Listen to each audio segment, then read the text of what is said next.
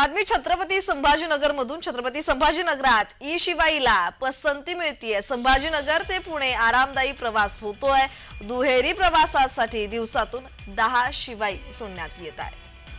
Wifi, आरामदायक आणि आसन व्यवस्था, प्रत्येक आसनाजवळ मोबाईल चार्जिंग, वातानुकूलित यंत्रणा इत्यादी सुविधा असलेल्या शिवाई ही ई बस पुण्याला जाणाऱ्या प्रवाशांच्या पसंतीस पडतीये।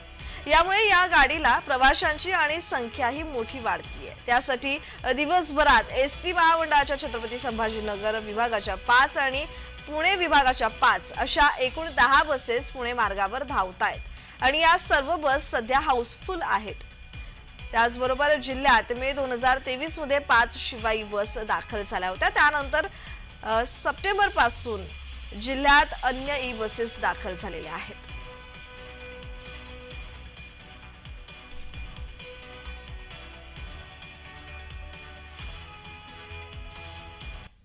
दरम्यान कोणत्या मार्गावर किती बसेस आहेत पाहूयात। जालना मार्गावर 8 ई बस सोडण्यात येत आहेत। त्याचबरोबर कन्नड मार्गावर 4 ई बस धावतायत।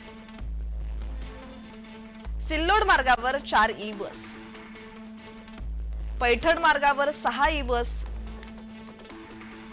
राजूर मार्गावर 4 ई बस धावतायत। मेहकर मार्गावर 5 ई बस, तर चिखली मार्गावर 5। या मार्गांवर ई बस धावतायत आणि त्याचबरोबर आणि याच ई बसला प्रवाशांचीही पसंती मिळतीये।